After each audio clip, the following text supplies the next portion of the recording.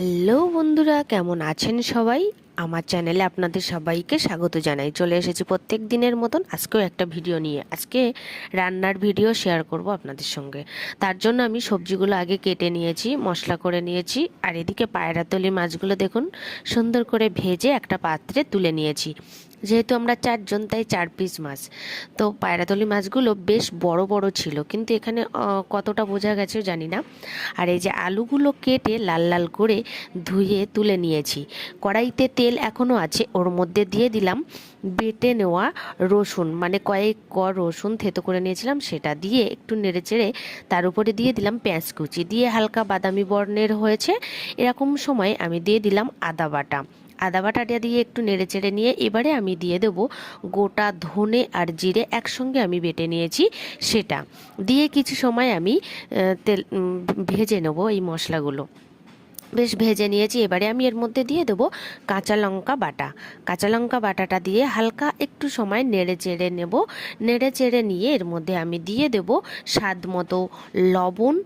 আর স্বাদ মতো লবণ দেবো, তার আগে একটু টমেটো কুচি আমি দিয়ে দেবো।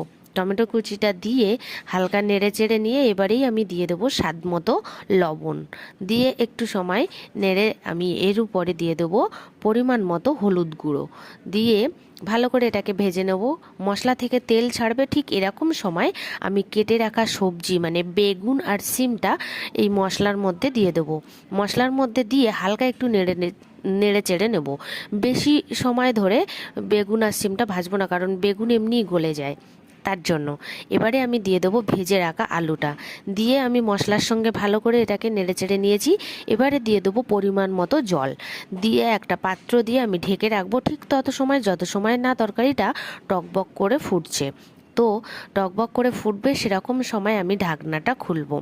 ঢাকনাটা খুলে এই দেখুন টকবক করে ফুটছে, এখন সময় আমি ঢাকনাটা খুলে নিয়েছি। এবারে এর মধ্যে দিয়ে দেবো ভেজে রাখা পায়রাতলি মাছগুলো একটা একটা করে এই ফুটন্ত তরকারির মধ্যে দিয়ে দেবো।